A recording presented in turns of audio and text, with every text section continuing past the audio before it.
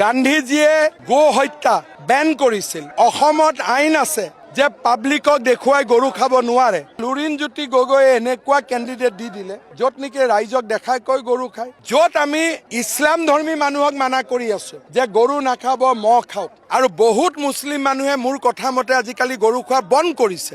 এওঁ আকৌ গৰুৰ পিছটোলে এডভাৰটাইজ কৰি আছে। এইটোতো মই ৰিকুৱেষ্ট কৰিম আমাৰ পাব্লিকক যে আপোনালোকে FIR দিয়ক, কাৰণ পাব্লিকলি গৰু খালে as per cattle prevention act 3 years jail.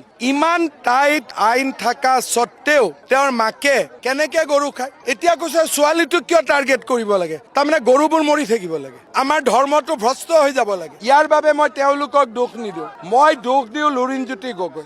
856 জন শ্বহীদৰ কেঁচা তেজক তেওঁ উপলুঙা কৰি আজি এনেকুৱা এটা কেৰেক্টাৰক পাৰ্টি টিকট দিছে, ৰাইজে বিচাৰ কৰিব। যোনে গৰু খায় তাক আমি কোনো ভোট নিদিওঁ। ছোৱালীগৰাকীৰ দেউতাক মাকে অকল গৰুৱে নাখায়, পাব্লিকক দেখা কৰি গৰু খায়। আমি কি হিন্দু নহয়? গান্ধীজিয়ে গো হত্যা বেন কৰিছিল। অসমত আইন আছে যে পাব্লিকক দেখুৱাই গৰু খাব নোৱাৰে। There is a law in Assam that in front of public গৰু খাব নোৱাৰে। য'ত হিন্দু মানুহ থাকে তাত গৰু খাব নোৱাৰে, আৰু গৰু খালে 3 বছৰ জেল হ'ব।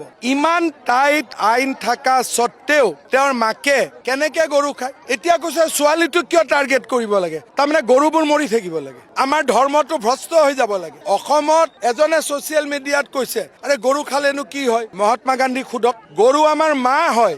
এজন লেফটিষ্ট মানুহে ফেচবুকত লিখিছে গৰু খালে কি হয়? যদি গৰু নাথাকিলেহেঁতেন আমাৰ পূৰ্বপুৰুষে গাখীৰো নাপালেহেঁতেন, খেতিও কৰিব নোৱাৰিলেহেঁতেন, আৰু সমাজখনেই নাথাকিলেহেঁতেন। য'ত আমি ইছলাম ধৰ্মী মানুহক মানা কৰি আছো যে গৰু নাখাব, মহ খাওক, আৰু বহুত মুছলিম মানুহে মোৰ কথা মতে আজিকালি গৰু খোৱা বন্ধ কৰিছে।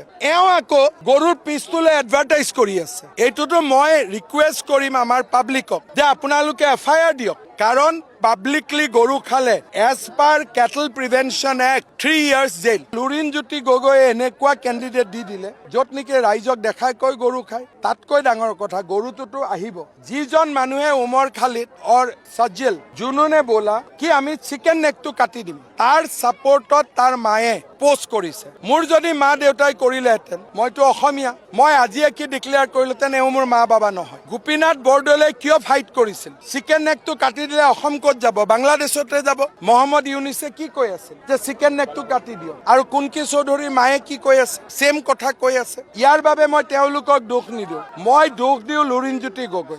856 জন শ্বহীদৰ কেঁচা তেজক তেওঁ উপলুঙা কৰি আজি এনেকুৱা এটা কেৰেক্টাৰক পাৰ্টি টিকট দিছে, ৰাইজে বিচাৰ কৰিব।